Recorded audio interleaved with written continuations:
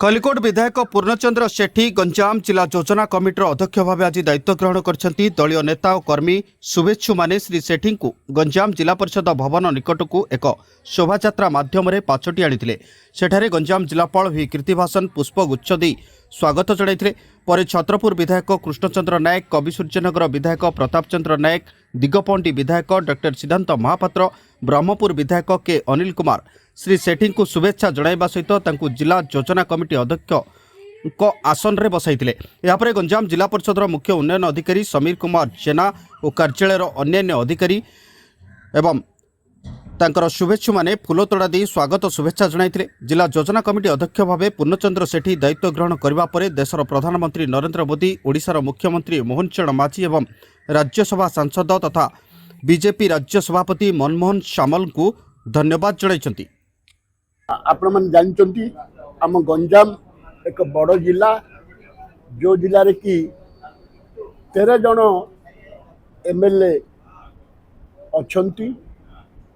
ओडिशार सबुठु बड़ जिला है गंजाम जिला।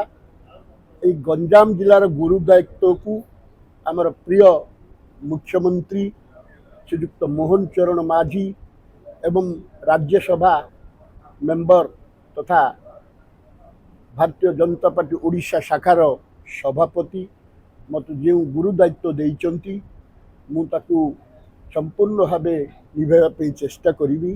ता सहित मोर सांग माने रहिले जो सब एमएलए माने सेमानकर सजेशन एवं आमर पार्टी फंक्शनल्स अछंती भी आम जिले रे गंजाम जिला 3 जन आम दलर प्रेसिडेंट अछंती तथा मुखिया मानकर एवं म्युनिसिपालिटी कमिश्नर एवं म्युनिसिपल मेयर ब्रह्मपुर जिला परिषद चेयरमैन तथा सबू सरपंच समिति सभ्य को नहीं निर्दलीय भाव मु काम करी। 1 लक्ष्य मोर जे आमर गंजाम जिला मो गंजाम जिला जमी ओडिशा मानचित्र रे उन्नतिमूलक काम आगे रही। गंजाम छत्रपुर प्रशांत कुमार महाराणा को रिपोर्ट, तेज ओडिशा।